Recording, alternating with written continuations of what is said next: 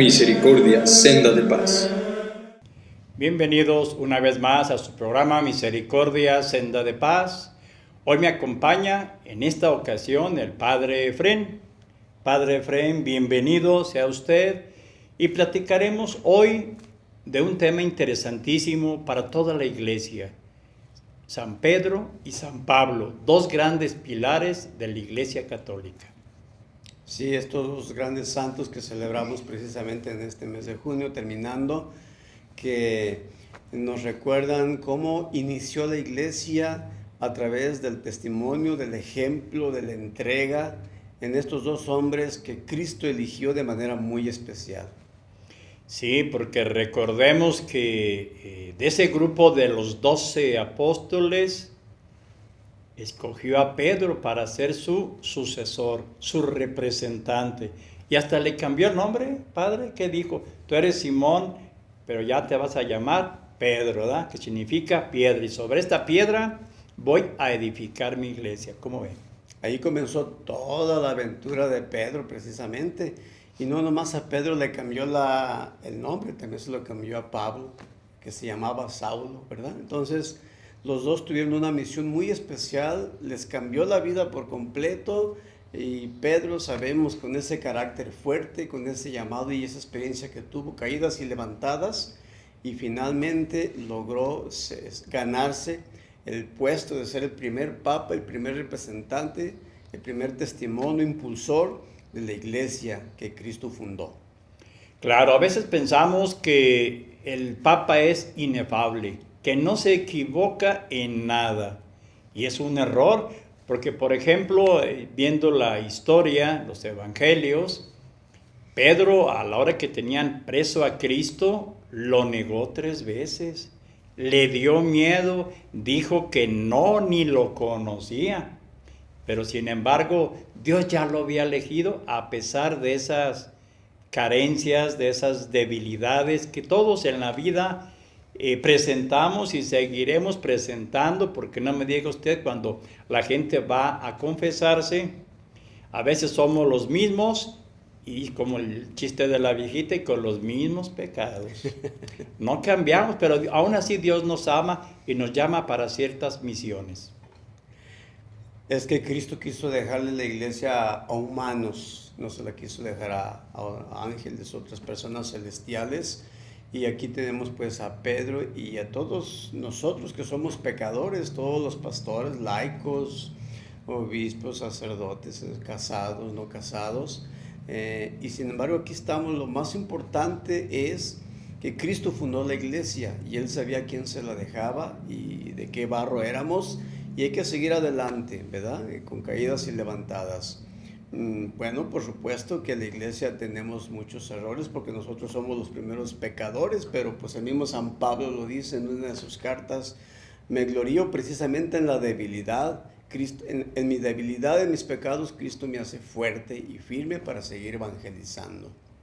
Claro, podríamos platicarle a quien nos está escuchando allá en casita la importancia de Pablo y la importancia de Pedro, porque San Pablo, él quería estar en concordancia con Pedro y con todo el resto de los apóstoles. Recordemos que Pablo no fue elegido por Dios en el momento de decir, estos son mis 12 apóstoles. Lo llamó tiempo después. Pero sin embargo, la importancia de Pedro, todos tenían que estar alrededor de Pedro porque Pedro tenía la última palabra. Y es que Pedro se ganó el primer papado precisamente entre todos los apóstoles. Cristo, para comenzar, eligió solamente a 12, de 72 o 5,000, eligió a 12 y de esos 12 a 1. Y Pedro se lo ganó precisamente en ese texto cuando les pregunta, ¿quién dice la gente que soy yo? Les pregunta a Cristo y pues que el Mesías, que un profeta, y luego, ¿ustedes qué opinan de mí? Y el único que habló fue Pedro. Tú eres el Mesías, tú eres el Hijo de Dios. Y si te fijas, cuando nosotros le correspondemos a Dios, Él nos da el 100 por 1. ¿Cuándo iba a imaginarse Pedro que por ese reconocimiento, esa respuesta que le dio a Cristo, le iba a poner como el primado de la iglesia? ¿verdad? Eso me hace pensar a mí como cuando Dimas, aquel que estaba crucificado con Cristo, solo porque lo defendió, porque lo reconoció, le dice al otro, mira, tú y yo merecemos este castigo, pero este ningún mal ha hecho. Y acuérdate de mí cuando estés en tu reino. Y en ese momento Cristo se lo lleva a su reino, lo canoniza, lo hace santo, se lo lleva al cielo. Fíjate cómo Dios nos da demasiado. Él que si era ladrón, se ganó el cielo, se hizo santo en ese instante. Dios nos da el 100 por 1 cuando nosotros le somos fieles, cuando le respondemos, cuando no lo negamos, cuando lo reconocemos delante de la gente, como sucedió con Pedro. Luego le dijo, entonces tú serás el primer papa. Y qué difícil la labor de Pedro, porque ese grupo del cual era de los 12, tuvo que dejar Jerusalén, tuvieron que irse a otras partes de Tierra Santa y luego posteriormente a países paganos del norte de África, de Asia, irse a Europa, Grecia, Italia, aquellos grandes imperios y territorios. Y cómo es que tenía que estar en contacto todos con Pedro, en comunión. Y podemos ver, por ejemplo, todo lo que hacía Pablo, tenía que consultarlo con todos. Por ejemplo, el tema de la circuncisión. ¿Cómo ven? Sí, Pablo precisamente hay que reconocer que él, valga la redundancia, él reconocía la autoridad de Pedro porque Pedro era el que estaba puesto a la cabeza de la iglesia. Y como ya decías, después cuando se vinieron a la persecución, se fueron por todo el Mediterráneo a predicar los dos, cada quien por su lado y a su estilo y a su forma de ser. Comenzaron a predicar y a fundar comunidades cristianas, y todos respetando a Pedro, que es el signo de unidad, de amor, de fraternidad en la iglesia, como lo ha sido siempre el Papa dentro de la iglesia. Así es. Veamos también cómo muere Pedro. Si nos quiere platicar un poquito su muerte. Recordemos que tuvo que sufrir persecuciones, ¿verdad? Sobre todo allá la última, allá en Roma, con el emperador Nerón, ese medio loco degenerado que atacó mucho al cristianismo en aquella época. Es curioso cómo Roma, que persiguió, martirizó tanto a los cristianos, ahí se vino a sentar la cabeza de la iglesia con Pedro, que fue precisamente crucificado de cabeza hacia abajo. Se dice que no se sintió digno de morir como su maestro.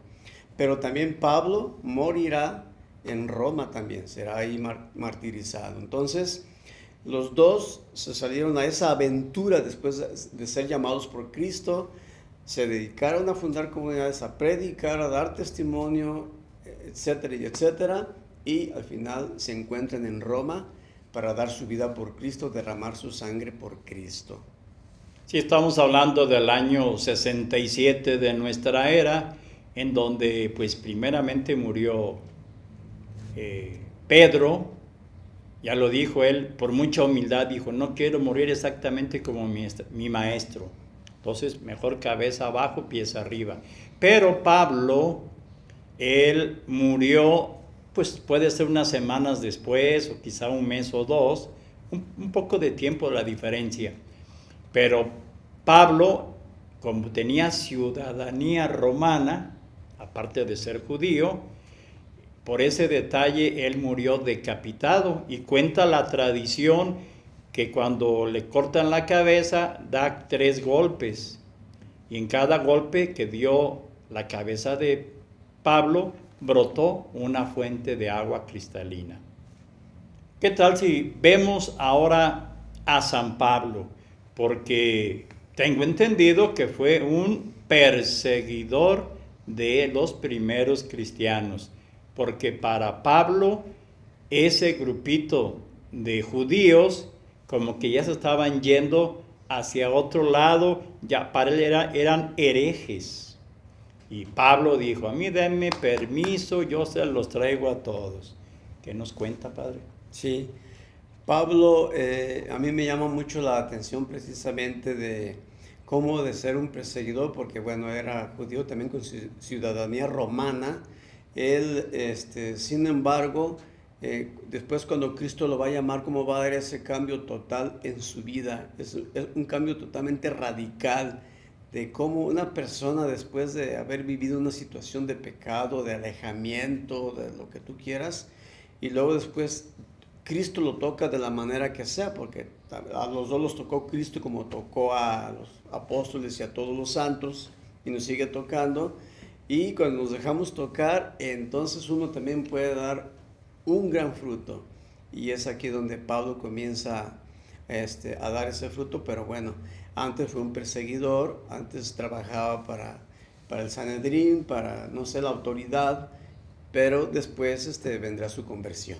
Claro, esa conversión famosísima, donde nos pintan muchos cuadros. Se ve que Saulo o Pablo está caído y el caballo por un ladito. Y revisando las Sagradas Escrituras, nos damos cuenta que nunca dice que andaba a caballo. No menciona ese detalle.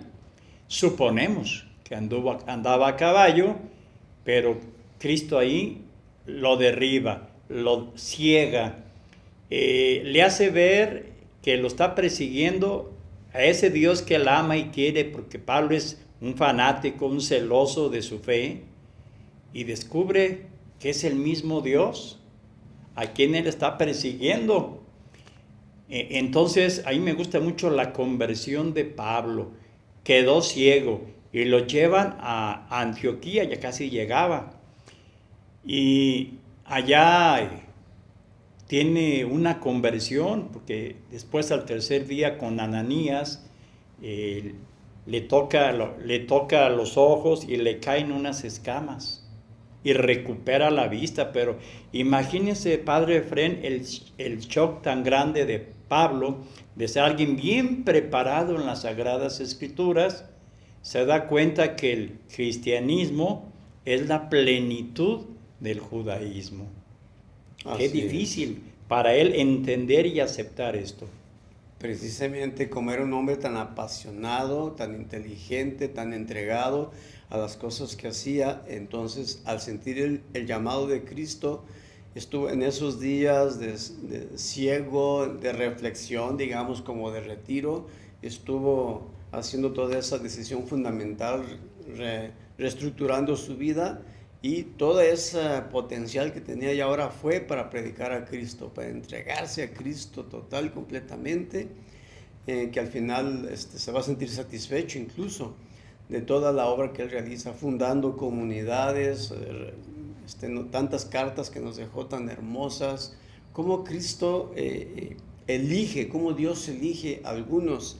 A lo mejor podríamos pensar nosotros, ¿por qué Cristo no eligió a unos 100 en ese tiempo que haya convertido de todo tipo para que la iglesia se haya ido en un boom?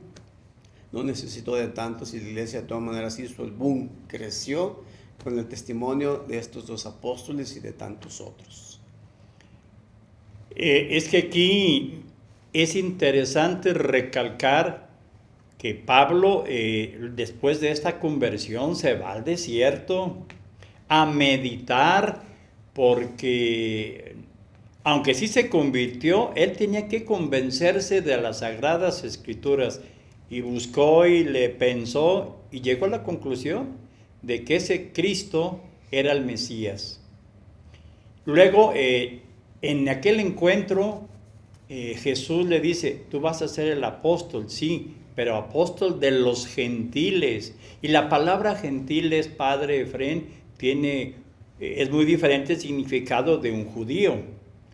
¿Sí nos quiere platicar un poquito eso de gentiles, de judíos o no judíos? Sí, precisamente sería ya los que no son judíos. San Pedro se dedicó más a la evangelización, a la atención de los judíos, y San Pablo a los gentiles, los romanos, los griegos, todos los extranjeros, que en ese tiempo tampoco habían recibido la palabra de Dios. Él se dedicó a eso, y por eso su sabiduría le ayudó mucho para llegarles a otras culturas que no eran la judía, pero que poco a poco se fue metiendo con su testimonio, con su palabra, que bueno, pues es un gran testimonio también para nosotros, ¿no? Que lo necesitamos hoy en día, porque yo lo aplico pues en este momento, porque pues también existen tantas ideologías, tantas cosas paganas, y ahí nos toca a nosotros, comenzando con los obispos, sacerdotes y laicos, a ser también testigos como Pablo, valientes como él. Sí, aquí la importancia de Pablo era, aparte de esa conversión tan importante y que Jesús le dice, vas a ser el apóstol de los gentiles, Pablo trae consigo una gran sabiduría, muchísimos conocimientos, por eso escribió tantas cartas, las 13 cartas de San Pablo, dirigidas a diferentes comunidades, en donde abordaba temas difíciles de tocar, digamos ahora muy picudos, muy problemáticos, difíciles. Y Pablo iba señalando en cada carta dirigida a cada comunidad hechos importantes de fe, qué era lo no correcto, qué es lo que Dios sí quería y qué era lo que tenían que hacer. Y estas cartas fueron las primeras obras literarias escritas del Nuevo Testamento. Porque alguien pensará, no, primero fueron los evangelios.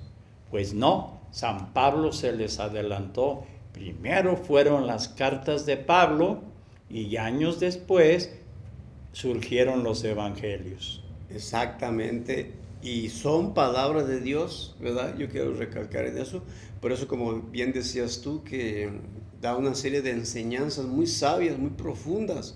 Digamos que él está comenzando con la teología de la iglesia, y que la iglesia no puede cambiar. Todas esas cartas de San Pablo, todas esas enseñanzas son palabra de Dios con una gran sabiduría, como bien decías, pues son inspiradas por el Espíritu Santo.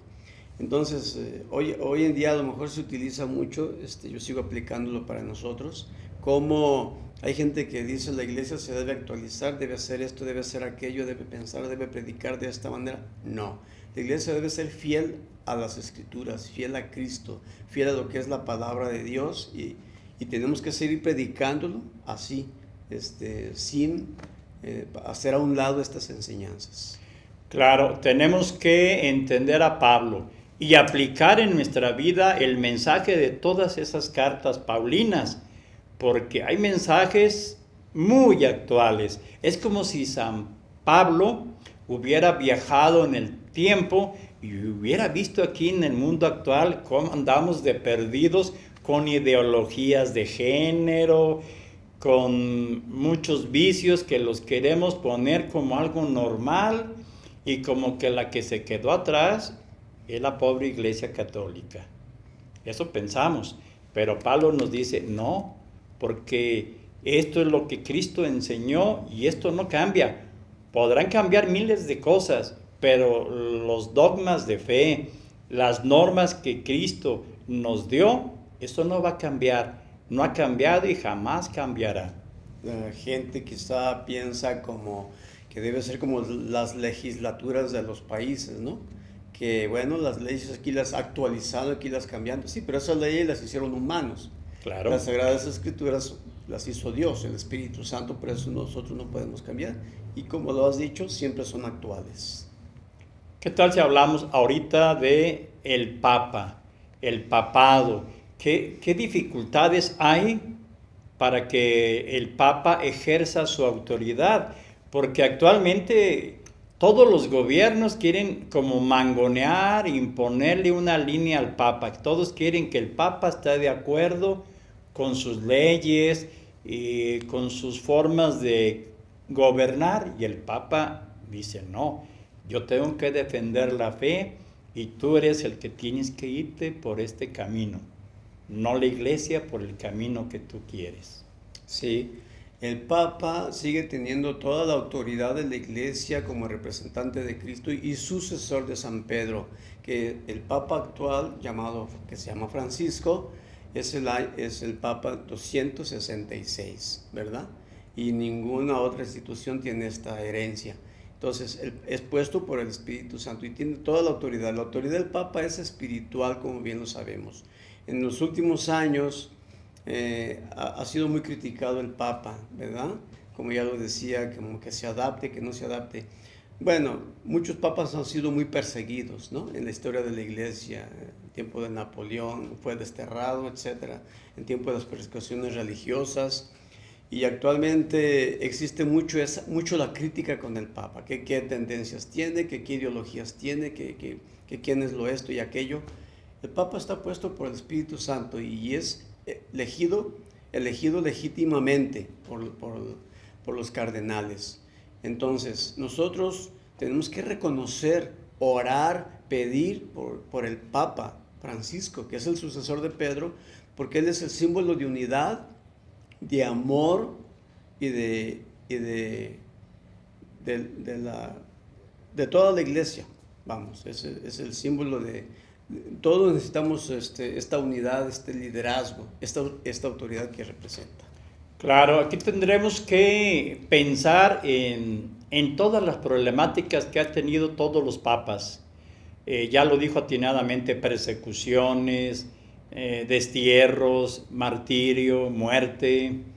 Pero la iglesia sigue, ¿se fija? Matan un papa, muere un papa, pero surge otro. Dios va guiando a su iglesia. A pesar de los errores humanos que todos los papas pueden cometer y no están exentos de ningún error humano. Pregúntale un pronóstico al Papa quién va a ser campeón y difícilmente le va a atinar.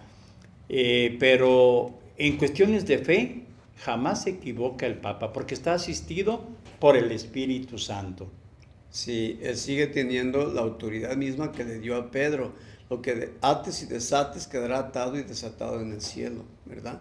O sea, esa autoridad que el mismo Cristo, transportémonos a ese tiempo, hace 2000 años, que le dijo a Pedro, se la tiene dicha al Papa actual y al Papa que esté, ¿verdad?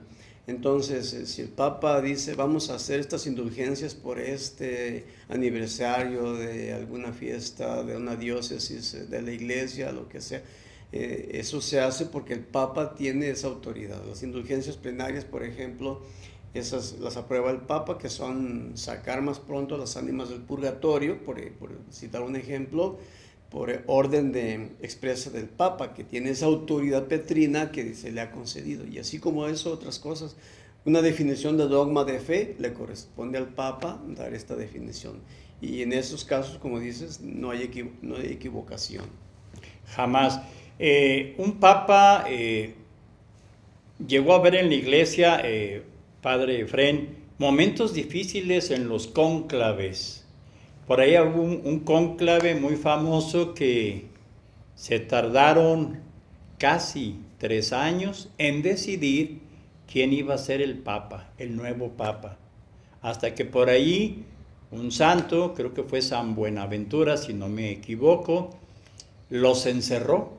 Como tenían la costumbre y la tienen, y la tradición de la Capilla Sixtina, se sientan a deliberar, a hacer oración, para ver quién es el elegido por Dios.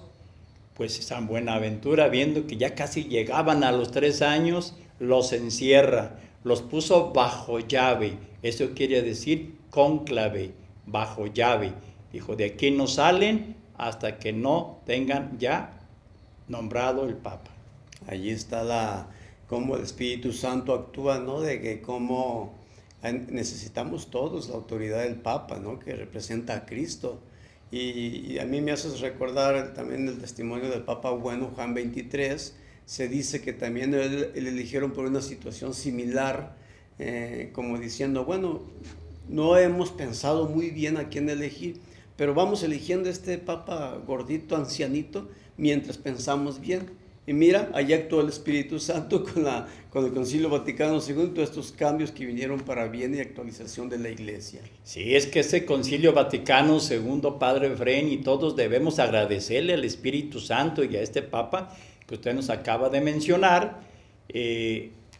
Una de esas bendiciones tremendas fue en que la misa se celebrara en el idioma de cada quien. Y ya de frente a los fieles, esas innovaciones importantísimas donde ahora tú y yo podemos ver clarito qué hace o qué no hace el sacerdote allí en el altar, qué dice, y estamos entendiendo lo que dice porque es en nuestro propio idioma y podemos contestar con seguridad, porque antiguamente contestar en latín, quién sabe qué estamos diciendo. Entonces son bendiciones y este Santo Papa lo logró, inspirado por el Espíritu Santo. Qué bonito, ¿verdad? Y luego, por ejemplo, la participación de ustedes, los laicos, que de ahí para acá fue donde se vino con toda su fuerza. Antes casi era una iglesia muy clericalizada y de ahí para acá se vino la participación de grupos de todo tipo en apostolados dentro de la iglesia y grupos misioneros que también se levantaron. Y bueno, pues hay que darle gracias a Dios que en los últimos años Dios nos ha dado papas santos, bastantes santos. Los últimos papas que ha sido Pío XII, Juan XXIII, Pablo VI, Juan Pablo II. No dudo que Papa Benedicto también lo canonicen. Y si te fijas, cuando ellos estaban en turno, había gente que de todos modos les echaba tierrita, los criticaban. Y ya cuando vemos a distancia son santos. El sucesor de Pedro, Dios sabe lo que hace. Pidamos por el Santo Padre, el Papa. Sí, es que a veces, vuelvo a insistir, queremos ver al Papa humanamente perfecto. Y nadie somos perfectos, pero a grandes rasgos dieron prueba de santidad y jamás se equivocaron en lo que Dios quería. Jamás.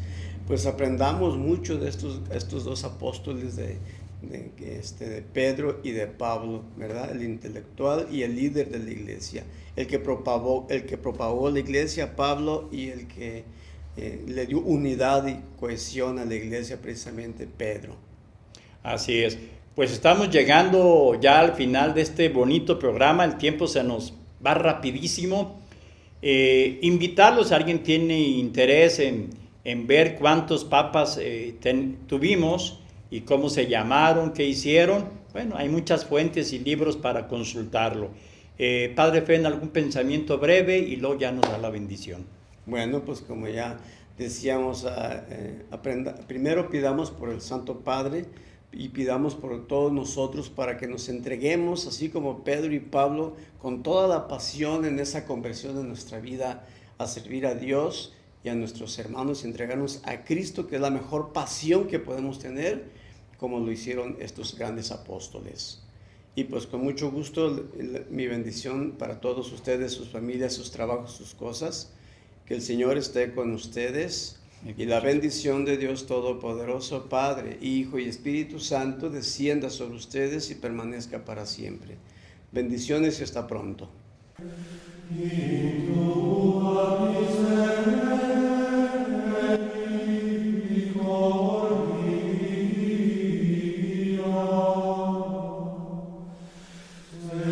Misericordia, senda de paz.